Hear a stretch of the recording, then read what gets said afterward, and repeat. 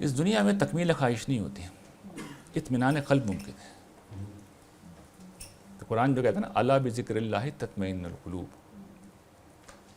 لوگوں یاد رکھو یہ جو اللہ کا ذکر ہے قرآن مجید ہے، اس میں دلوں کا اطمینان ہے۔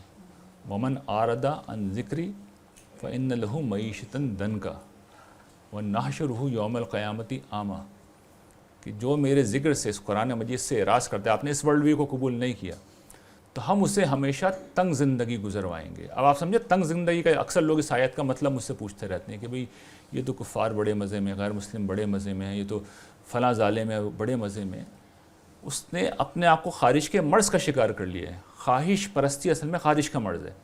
آپ خارج کے مرض میں یوں سلا دیں گے نا، وقتی طور پہ آرام آئے گا، تھوڑی دیر میں اور تکلیف ہوگی آپ کی۔ آپ جیسے ہی کھجائیں گے تو وقتی طور پہ آرام آئے گا، اس کے بعد پھر ہوگی۔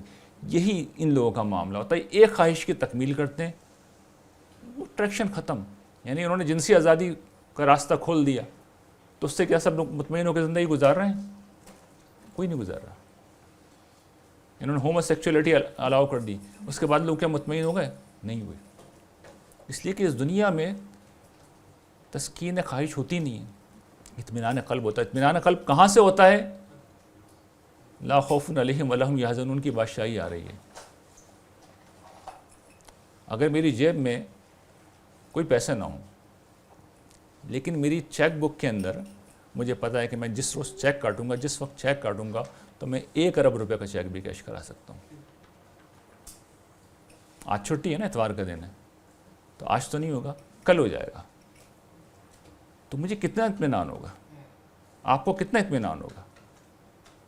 یہی بندہ مومن کا معاملہ قرآن نے سے بیان کیا ہے کہ یہ ان وعدوں پہ کھڑے ہوئے ہیں جنہیں ہر حال میں پورا ہونا ہے۔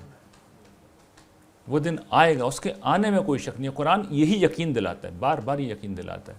یہ جو ڈاکیومنٹری جس کا آپ نے حصہ دیکھا، وہ اس میں ہم یہی بتا رہے ہیں کہ یہ چیز کوئی عقیدہ نہیں ہے، یہ دلائل پہ کھڑی ہوئی ہے، ختم نہ ہونے والے دلائل ہیں اس کے، عقل و فطرت کا ہر دلیل اس کے حق میں ہے، اطمینان قلب۔